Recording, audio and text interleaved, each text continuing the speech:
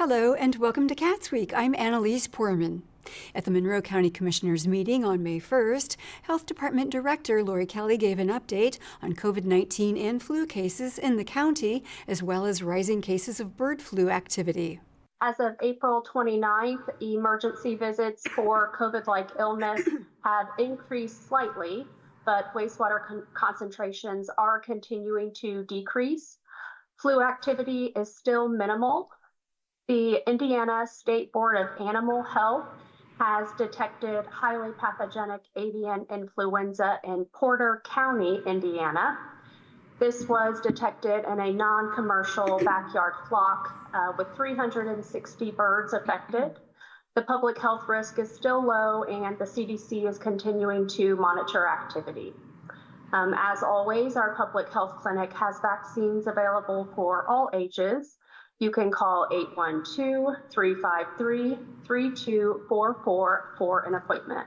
The first item on the agenda was a contract with Integra Realty Resources Valuations Services for the reevaluation of the Dillon Apartment Complex's tax appraisal. County Assessor Judith Sharp spoke to the commissioners about the reason for the reassessment, explaining that the Dillon Apartments have requested that a new appraisal method be used. What I'm here for, and this has gone to the legal department. I was up here, I don't know, last time I was up here, it was the same issue. But what has happened, and let me explain this, when it goes to the state, to the Indiana Board of Tax Review, a big appeal, I have to have an appraisal done. And the Dillon is the only apartment complex, student apartment complex that actually appealed to the state this year. And so we had an appraisal done. And Integra Tax Company, it's David Hall and his partner. They're probably one of the best firms, commercial firms in the state of Indiana, if not the nation. They are phenomenal. And David has been working with Monroe County, just not with me, other, I think, had worked for the city and maybe even the commissioners over the years. Anyway, you all are familiar with appraisals, and appraisals has to be USPAP, which is all stuff that the Appraisal Institute sets out all the rules for a real appraisal. This is law, and if an appraiser would not do that, then it's not called USPAP, and they could lose their license. So, what has happened now at the Indiana Board of Tax Review, something happened and no one even understands, and I know it's going to be us here in Monroe County that will have to go all the way with this. David did a USPAP appraisal. They don't accept that at the IBTR because David uses Marshall & Swift, which every appraiser in the world uses Marshall & Swift. Those are the true cost tables. He has to use the DLGF's cost tables that they do that are not the same as Marshall & Swift. So we had a conversation, him and I and the attorneys. I don't want David to, well, he's not going to perjure himself or not do what's right. So he did the original appraisal, USPAP. So now he is asking us to spend a little bit more money. Instead of using Marshall & Swift, the appraisal will be the same except the cost tables. He's using the ones that the state has just done.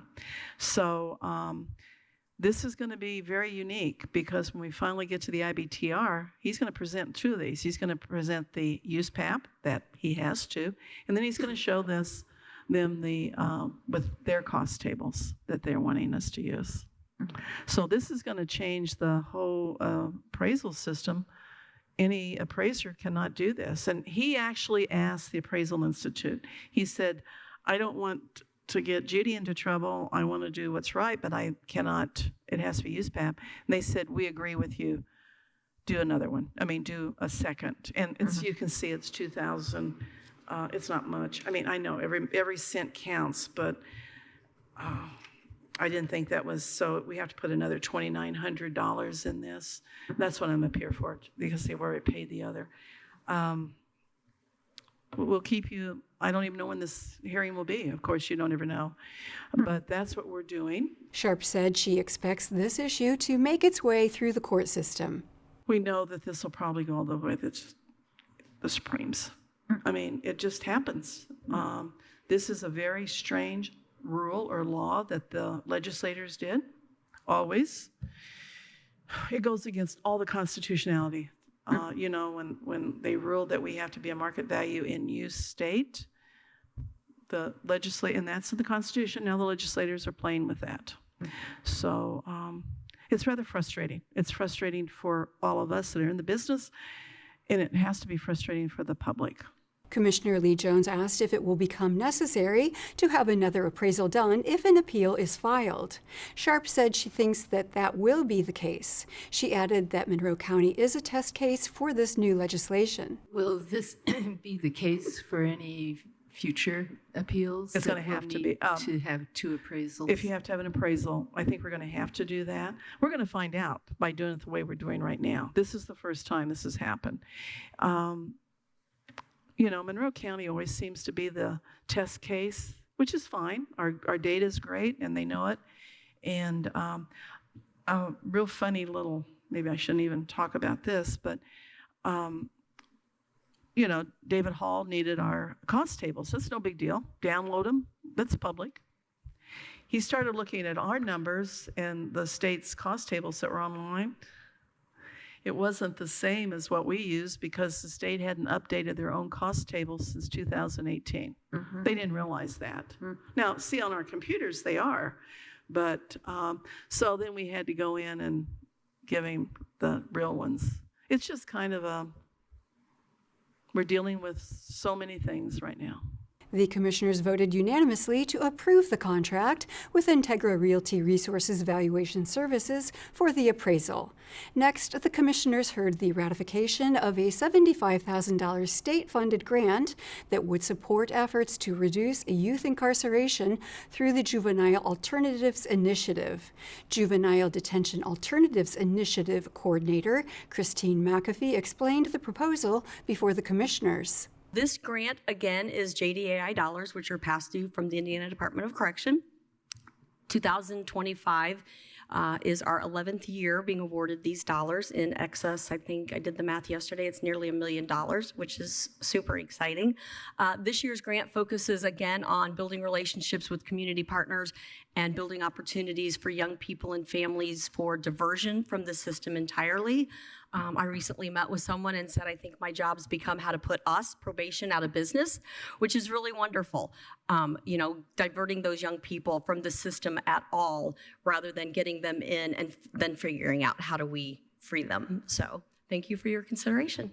Commissioner Jody Madeira commented on the initiative, saying, quote, "It takes a village," end quote. Just to recognize the wide range of community partners here as well, like PALS, and also the warehouse. I think that this is incredible. You know, again, it's just a demonstration of how it takes a village. Absolutely. Commissioner Lee Jones asked how sustainable the funding looks in the future. McAfee said it's uncertain, but she believes in the program and says that the data reflects positively on the program. We hear this every year, and I'm always extremely supportive of it. It's truly a wonderful thing to have going. Because it is a private source, do you feel confident that the money will keep on coming? It was a little slippery this budget session. We had some cuts initially, but the full funding was restored. So I think we're good for the next 2 years. I think one of the values that we bring to the conversation is really the data. You all know JDAI is a very data-driven system, and so we can show the decreases in length of stay for secure detention, decreases in felony petitions being filed. So we're not, you know, freeing people and crime is running amok. We're able to show the outcomes on how system involvement can actually harm individuals and families when low-risk individuals are placed in the system. So I think being able to kind of verbalize all of that work that's been done was successful in getting the funding. We didn't get an increase, but it was restored. The commissioners approved the ratification unanimously. On April 30th, the Bloomington City Council held a special session to discuss budget priorities for the year 2026, particularly as state and federal austerity measures and tax cuts threaten local funding for critical government services and infrastructure. City Controller Jessica McClellan detailed the influence that Senate Bill 1 would have on local revenue sources and assessed value. Our preliminary estimates from the financial analyst are that the property tax changes will reduce our assessed value by about 1.5 billion. Our assessed value is $5.5 billion. So if our assessed value goes down by $1.5 billion, property tax rates will go up. Parcel by parcel analyses of the total impact are underway by the city, but McClellan assured the council that such an analysis will be complete before the beginning of the budget season. She also explained the impact of Senate Bill 1 on local income tax, or LIT, revenues. The structure of the income tax revenue will change in 2027, where government agencies will discuss a new tax rate for municipalities. The municipal lit rate cap is 1.2%. The rate is based on the city municipal adjusted gross income, or taxable income. Previous lit rates were based on the total county adjusted gross income, and then that total amount was distributed to the units by either property tax levy or population, based on the type of lit. So now what I'm saying is we will get a 1.2% rate on just our own cities, just the city, within the city municipality district, that adjusted gross income. We don't know what that is. Nobody knows what that is. We don't know how they're going to calculate it. Either a state budget agency or DLGF is responsible, both of them together. Somehow they're responsible for doing that for all the municipalities in Indiana. So we will find out more. More information is needed. According to McClellan, the city will likely not receive the same lit revenue as they have previously with their rate of 1.2%. In response to the potential effects of these changes on Bloomington revenue, the council conducted an internal survey concerning major priorities laid out during an April 9th deliberative session. Council President Hopi Stosberg outlined the introduction of the letter to the mayor drafted by Council Vice President Isabel Piedmont Smith that would serve as the council's definitive statement on budget priorities for 2026. So it's this language in the beginning, just kind of describing the concept in the context of SB 1 and decreasing funding from federal agencies. We're recognizing the challenges ahead, preparing the 2026 budget, living in a time where we need to tighten our already tight belts and in which price increases and economic uncertainty increase the vulnerability of our constituents. At the same time, we continue our effort to frame our funding priorities in the context of overall goals for the community, which have been heavily vetted and communicated via our long-range planning documents. Council members have agreed on a number of general objectives listed below. We also list a number of recommended investments to attain objectives in each outcome area. Clearly, your administration is already working towards several of these objectives, and in those cases, this memo serves as our encouragement to continue that work. Discussion of budget priorities began with questions of government transparency and overall performance, with Council Member Sidney Zulik calling attention to the problem of the city information being difficult to access. I've had some people talk to me about how difficult it is to find the qualifications for workforce housing, which might be a direct factor in us being asked to waive those requirements. And so it would be very simple, I think, to have a website on housing and all the different resources that we have for housing and honestly just resources that the city has, and in a very searchable, is it called CSV? Yeah. Councilmember Isa Kasari extended the discussion of government infrastructure to city asset management, suggesting investments into software that would help track expenditure outcomes of the maintenance of buses and sidewalks. The data thing is about, so we've talked about, and I know the controllers talked about getting new software, for example, to be able to track outcomes with expenditure. You might think similarly about being able to track the state, for example, of different things that the city owns. So like, the buses. But similarly, we might think about what it might look like to be able to track, for example, sidewalks. And I'm using that example because you've brought this sort of GIS-based model of looking at where you make investments in sidewalks. So thinking that same type of approach for how we do capital investments across the city is something that would help us be a more high-performing government. On this subject, Councilmember Matt Flaherty suggested a $200,000 ballpark investment for supporting council operations, such as training and consulting. President Strasburg expressed concern over the figure, emphasizing the need for determining specific outcomes of the investment. One of the pieces, though, up there is that $200,000 is very general, and then there are specific ideas underneath that, including the specific budget that our attorney has already submitted as an initial draft. So I think what I'm looking for here is final language, and I honestly, I don't feel like this is great final language in terms of, say, presenting this to the administration. I think that if we want to, I think first of all, we need to think about whether that $200,000 number is correct, is the best number, and then I think that things should be subcategorized under there in terms of these are the types of things that we want to see investment in, as opposed to having them be specifically separate line items. And I'm not sure. I wouldn't put hiring additional council staff on there for the 2026 year simply because we haven't been fully staffed yet. And so we need to look at, I feel like I need to know what that looks like before, say, prioritizing that for 2026. During public comment, a director at the Bloomington Chamber of Commerce, Christopher M.G., stated his support for the outcome-based budgeting, especially in view of Senate Bill 1 and where the revenue for the city government may stand in the future. We need return of investment. This has to look like investments. There's some, you had a lot of good areas in there, but some of them are just kind of Band-Aids, I think.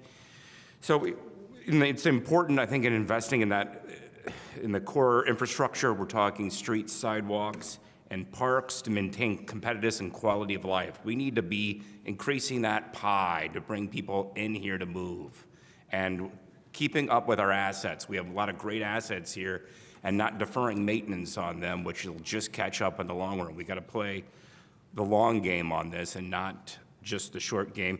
We have to look at investments that's going to bring in private investment and not just rely on city tax dollars. Those projects that are going to bring that. I think one of the great investments the city made was the Beeline Trail, which has brought all sorts of private investment in. Also during public comment, former council member Steve Voland stressed the need for more research staff to allow the council to exercise specific and effective legislation for the community. Oversight is an essential part of your duties. Statutorily, who else is in a position to check or rein in the performances of the administration? It can't just be boards and commissions doing that when the administration names half the membership of those boards and the liaisons for those boards also don't work for council. Right now, it's all you can do to follow it all. This is in no way to say that the administration is not trying its level best, but council will not achieve all of its commendable objectives with carrots alone. The council does not have to threaten to hold up the entire budget to make clear that it has sticks as well as carrots. As Councilmember Flaherty pointed out, your lack of specificity now and your lack of willingness to use line item cuts closer to the budget deadline will result in more of the same blithe shrugging off of council priorities. Either you're willing to use your powers or you're not. Regardless of your future discussions over elected salaries, you're still going to be part-time, but the council can hire attorneys and researchers. You've already heard Ms. Lehner describe the need for JD time, let's call it, whether that's in-house or outside council, additional hours you want to add. I also want to recommend that you consider investing in researchers.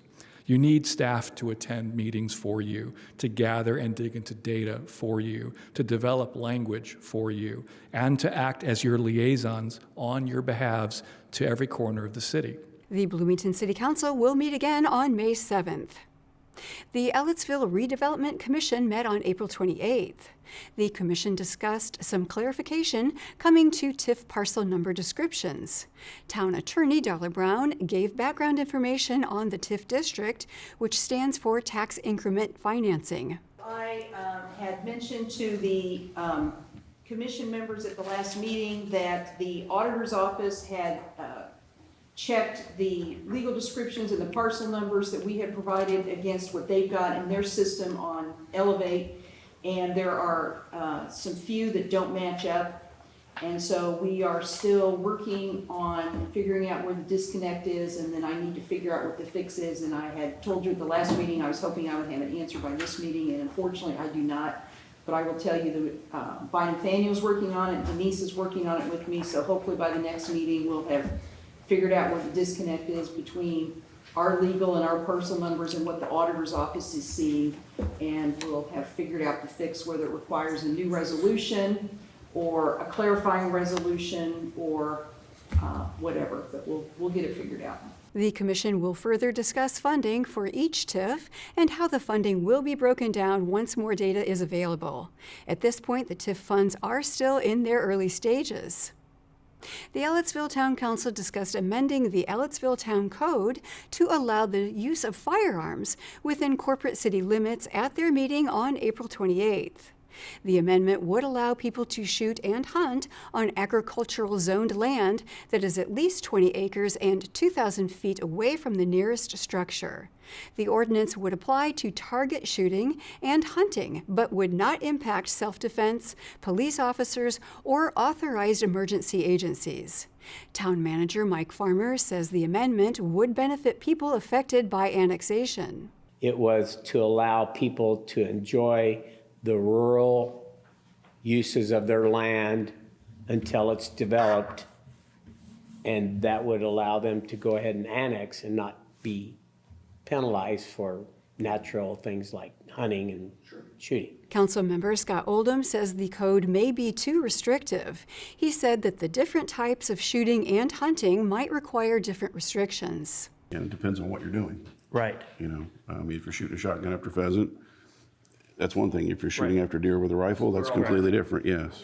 Councilmember Trevor Sager agreed with Oldham, saying the council needs to think about how the restrictions will impact hunters. What I do not want to do is I don't want to restrict them from their legal right to hunt. Completely agree. So that's my biggest concern with this. The council agreed to have the ordinance adjusted before hearing it on the second reading.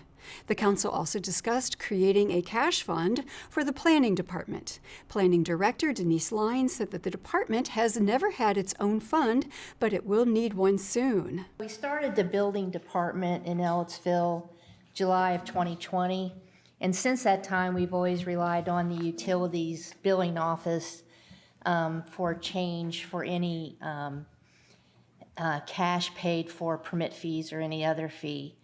And probably within 2 or 3 weeks, they may be going to the new building, so I won't have a source for cash to make change for when cash is paid for fees. Councilmember William Ellis said that he did not think it was necessary to establish a separate cash fund for the department. I do want to say I agree if we already have a cash fund established in the building. I don't see why it'd be necessary to expand it. The ordinance died on the floor without a motion. The Ellettsville Town Council will meet again on May 12th.